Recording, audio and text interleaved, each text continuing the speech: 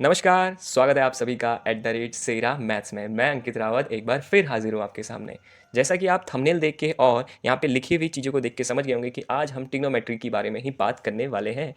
और आज हम बात करेंगे ट्रिग्नोमेट्री यानी कि ट्रिग्नोमेट्रिक आइडेंटिटीज़ के बारे में, जो 10th क्लास का सबसे ज़्यादा हॉट, इम्पॉर्टेंट और most dangerous according to some student. कुछ बच्चों के अनुसार ये बहुत ही ज़्यादा हॉट टॉपिक है और कुछों के अनुसार ये बहुत ही ज़्यादा कठिन है। तो इस कठिनाई को हम आज थोड़ा सा सरल करेंगे। तो जानेंगे कैसे ट्रिग्नोमेट्रिक आइडेंटिटीज़ को हम बना सकते हैं, या ये समझेंगे कि कैसे ट्रिग्नोमेट्रिक आइडेंटिटीज़ को याद किया जा सकता है। अगर किसी बच्चे को ट्रिग्नोमेट्रिक आइडेंटिटीज़ बनाना आ गया तो उन्हें याद करने की कोई ज़रूरत नहीं पड़ेगी। तो आज हम यही जानेंगे कि कैसे हम ट्रिग्नोमेट्रिक आइडेंटिटीज़ को बनाएंगे। तो वीडियो को शुरू करने से पहले जो इस वीडियो को देख रहे हैं, कृपया वीडियो को लाइक ज़रूर करना और लास्ट में आप एक प्यारा सा कमेंट ज़रूर देखिएगा कि किस तरह से आपको ये आइडेंटिटी समझ में आई है या नहीं आई है।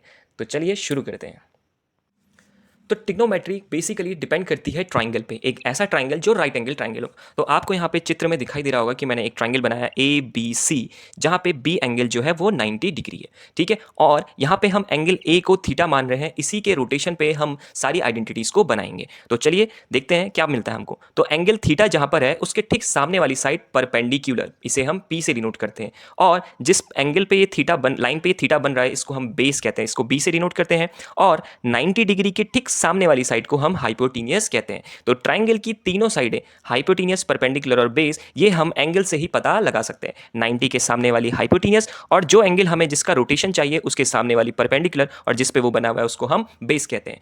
तो जब हमको राइट एंगल ट्राइंगल मिल गया है तो एक हमारे मैथमेटिशियन थे जिनका नाम पाइथागोरस था, उनके अकॉर्डिंग हाइपोटेनियस का स्क्वायर जो होता है वो सम होता है perpendicular square plus base square के बराबर। क्या? हाइपोटेन्यूज का square perpendicular square plus base square के बराबर होता है। थोड़ा लाइट एडजस्ट करता हूं। हाँ, अब ठीक है। तो hypotenuse square is equal to perpendicular square plus base square. अब हमारे पास आइडेंटिटीज हैं, 3 आइडेंटिटीज हैं, तो 1 बाय 1 उनको बनाते हैं। तो सबसे पहली आइडेंटिटीज बनाने के लिए हमने करा क्या, पूरी जो पाइथागोरस थ्योरम थी उसको हाइपोटेन्यूज के स्क्वायर से डिवाइड कर दिया। पाइथागोरस थ्योरम को हाइपोटेन्यूज के स्क्वायर से डिवाइड कर दिया। तो ध्यान दीजिएगा, लेफ्ट में भी और राइट में भी दोनों साइड हाइपोटेन्यूज से डिवाइड करा। तो ये हो गया hypotenuse square upon hypotenuse square is equal to perpendicular square over hypotenuse square plus base square over hypotenuse square. तो अब आगे बढ़ते हैं। तो जिन्होंने पहले वीडियो देखी होगी तो उन्हें मालूम होगा कि ये ट्रिग्नोमेट्रिक रेशियोज के अंदर आ जाता है। तो यहाँ पे हाइपोटेन्यूज और हाइपोटेन्यूज दोनों कैंसिल आउट हो गए, उसकी जगह तो आ गया 1। बट परपेंडिकुलर और ओवर हाइपोटेन्यूज, तो P ओवर H ये साइन थीटा का रेशियो होता है। तो परपेंडिकुलर ओवर H ये किसका रेशियो होता है, साइन थीटा का। स्क्वायर में है तो हमने इसको लिख दिया साइन स्क्वायर। इसी तरह से base over hypotenuse, base over hypotenuse, तो बेस ओवर हाइपोटेन्यूज ये होता है कॉस का, तो ये हो गया कॉस स्क्वायर। तो हमारी पहली आइडेंटिटी बन गई sine square theta plus cos square theta is equal to 1। आसान भाषा में आपने करना क्या है, पूरी पाइथागोरस थ्योरम को हाइपोटेन्यूज से डिवाइड कर देना है और जो रेशियो बनेंगे उनको उस रेशियो में लिखना है, तो आपके पास पहली आइडेंटिटी बनकर आ जाएगी। तो इस तरह से आपने आइडेंटिटी बनाई और वो है sine square theta plus cos square theta equals to 1। Most of the important, सबसे इंपॉर्टेंट। तो पहली आइडेंटिटी बनाने के बाद अब बढ़ते हैं बाकी 2 आइडेंटिटीज़ की तरफ को। तो पहली आइडेंटिटी में जिस तरह हमने पाइथागोरस थ्योरम को हाइपोटेन्यूज से डिवाइड करा था, सेकंड आइडेंटिटी बनाने के लिए आपने इसको परपेंडिकुलर से डिवाइड कर देना है। डायग्राम वही रहेगा, एंगल बी 90, ये एंगल ए थीटा, रोटेशन इससे काम चल रहा है, परपेंडिकुलर BC हो जाएगा, ये बेस हो जाएगा और ये हाइपोटेन्यूज हो जाएगा। तो अब हमने क्या करना है, इस बार हमने परपेंडिकुलर से डिवाइड करना है। तो जब हम परपेंडिकुलर से डिवाइड करेंगे तो ये हो जाएगा h square over p square is equal to p square upon p square plus b square upon p square.